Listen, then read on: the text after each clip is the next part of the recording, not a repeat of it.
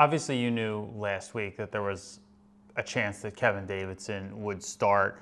So let's just talk about him, what you saw in the game. And then I know you said after the game that, it would take maybe up to, kickoff to know who would play against Harvard. So what did you see from Davidson, and how confident do you feel moving forward?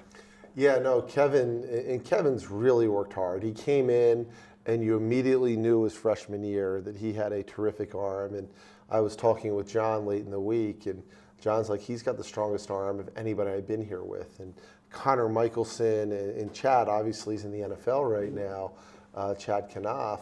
He's been with some really high-level throwing quarterbacks, and I agreed with him. Kevin's always had this ability to fit the ball into tight windows, and he's really worked hard to improve at the other elements of his game, and it was really nice to see him come out there. I don't think anybody in Princeton football that's been at practices every day was any bit surprised.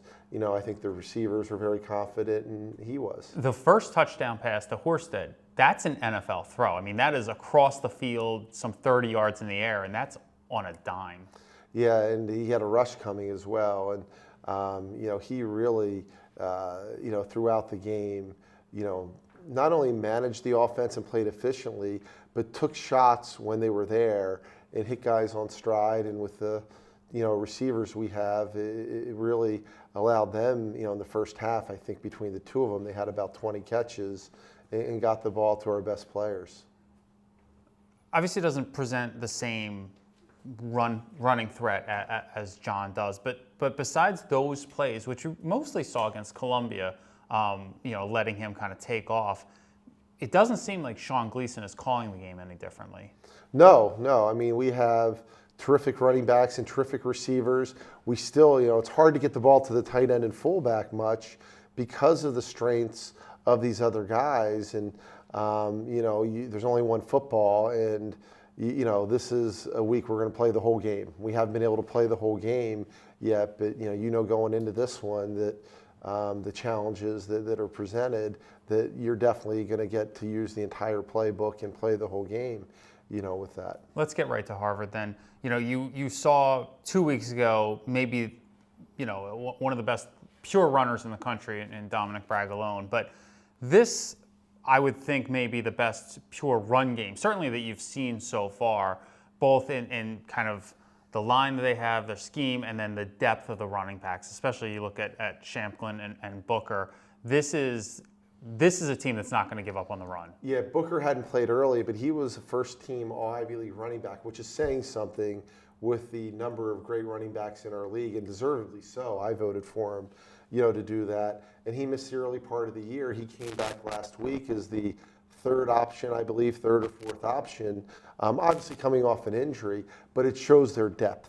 Shamklin is, he can run. I mean, he has that Le'Veon Bell quality of kind of hesitating and then going. And he can get from 0 to 60 faster than anybody I've seen. He can scoot. He makes long runs every game. And the thing that's surprising for a guy that's listed 185 pounds, how strong he runs, how many tackles he breaks, how much he pushes the pile to get an extra 2 or 3 yards. But they are dynamic in the running game. And as you said, they've always had quality offensive lines.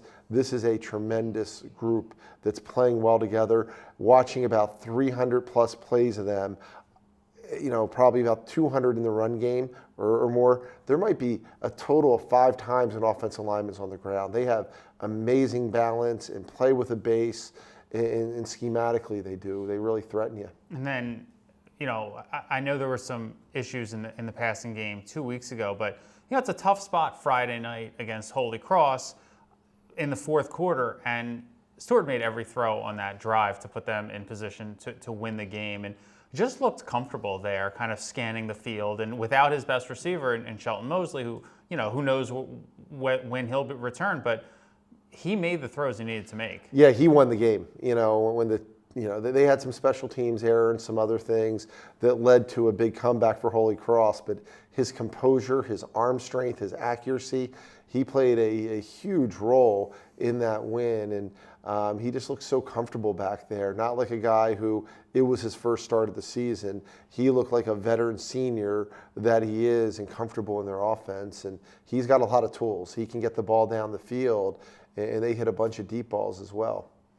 Defensively, you typically know what you're going to get from Harvard, and for a long time, it's a championship level defense almost every year. When you look at this particular group on film, is there an area that stands out to you that is especially worrisome? Yeah, I mean, they have no drop off in their depth, and up front with their front seven, they are rotating guys in and out, and there's really no drop off from one to the other. They have 2 interior D tackles that are going to be all Ivy League players. Those guys are outstanding. And their middle linebacker, Jordan Hill, he's all over the field. He is so crafty. He'll get you thinking the play's going one way and he'll fall back. He's a physical player. And for a guy his size, his speed is off the charts. You'll see him chasing things down opposite sideline.